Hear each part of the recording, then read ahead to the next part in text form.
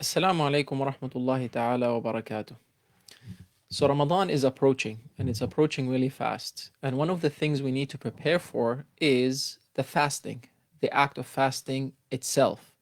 And the act of fasting itself, the challenges that one can face are different from between one country and the other.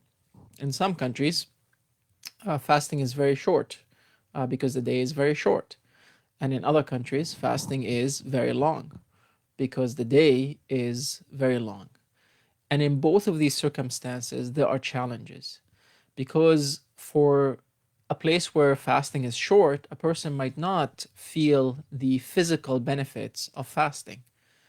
And they might not feel the spiritual benefits of fasting as well. On the day where it's long, the person might be too physically tired to experience the physical aspects or the metaphysical, the spiritual aspects of fasting. So we have to start preparing for fasting. But in our preparation for fasting, what do we keep in mind?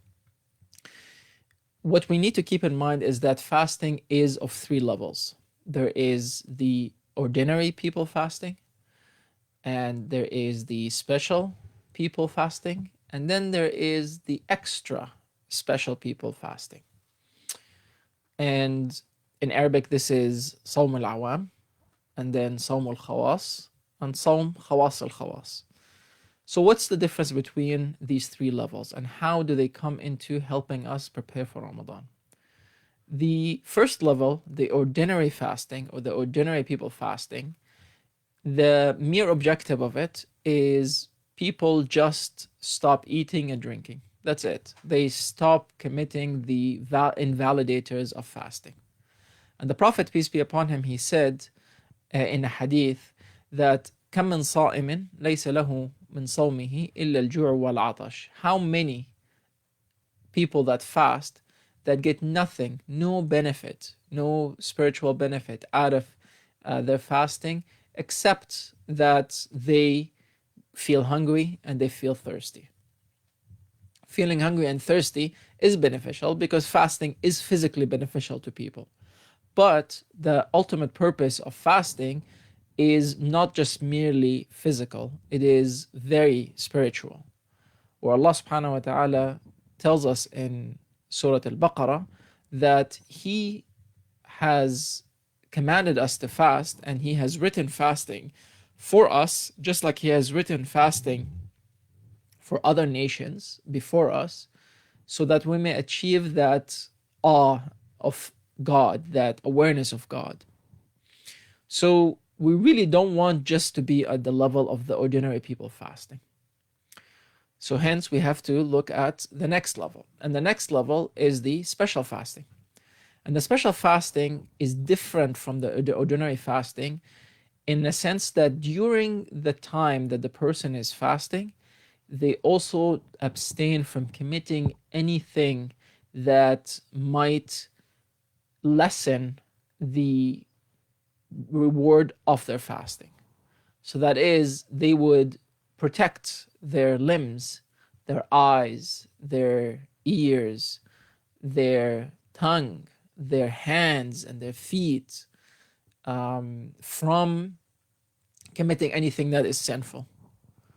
An example is that if somebody is fasting, they should not be backstabbing someone. They should not be backbiting someone and talking behind their back, because that will basically use the tongue for something that is sinful, as well as will use the ear to hear something bad about somebody else. So a person who is trying to achieve the special people fasting or the special fasting, they have to protect their limbs, they have to protect their eyes, they have to protect their ears, they have to protect their tongues.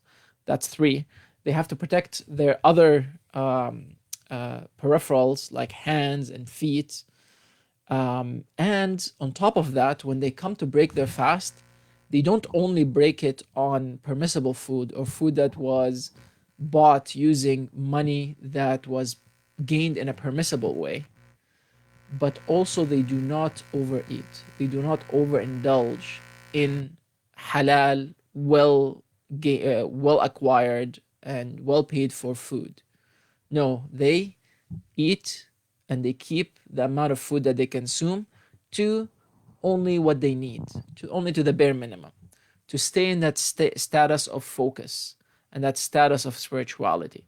Because overeating basically takes the person away from that physical status, that physical flow and station that they are at, and gets them indulging into the physical world. So these are 5 things. The 6th thing is that after they break their fast, they maintain their heart, they maintain the outlook on their reward, on their deed of fasting, between fear that it is not accepted and between hope that it is accepted. So it is walking that path of moderation. So someone doesn't completely despair that their fasting is not accepted. At the same time, they're not too hopeful of God's mercy that they will accept, they will say, no, I've done awesome, I've done great. That's the 2nd level of fasting. And this is the fasting that we should be aiming for and we should be training for. This is the fasting that, starting from today and moving forward until Ramadan comes, you could practice it every Monday and Thursday. So every Monday and Thursday, it is a prophetic tradition to fast. Many people, they just wake up and they fast until sunset. And now we're in winter, so it's great.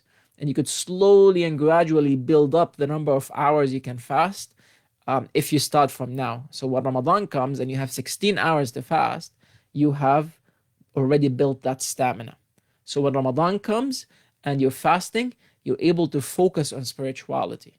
You don't just focus on, feeling hungry and feeling tired and not able to do your work and not able to focus and not able to spend time with the family. No, your body physically is already used to it.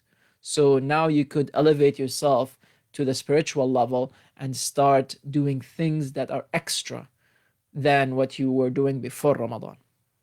And this is the fasting we should be aiming for, most of us. Now, there is another level of fasting, which is the extra special fasting. And this extra special fasting requires even more training, because that extra special fasting is the fasting that you feel it when you have strayed from it. So the other 2 levels of fasting, you feel the spirituality when you are focused and when you adhere to those conditions that we spoke about. You feel spiritually elevated. The extra special fasting is the other way around. You are in constant state of spirituality, and it doesn't break. And if it breaks, then you feel it. You feel that negative energy in your body and in your spirit. And this requires a lot of training. And the way to get to it is to actually be able to be with the divine and be in awe and be in the presence of the divine, and by doing good and being spiritual throughout the year. And this is how you train for it. It can take people years of practice. And then, as they improve themselves and as they get closer to God, to Allah Almighty, then they're going to get to that level. And that level is very high, and that level is very, very sweet and very spiritual. I hope this was helpful. I hope also we all start preparing for Ramadan. Let me know if you have any questions, and inshallah I will see you in the next episode. Wassalamu alaikum wa rahmatullahi ta'ala wa barakatuh.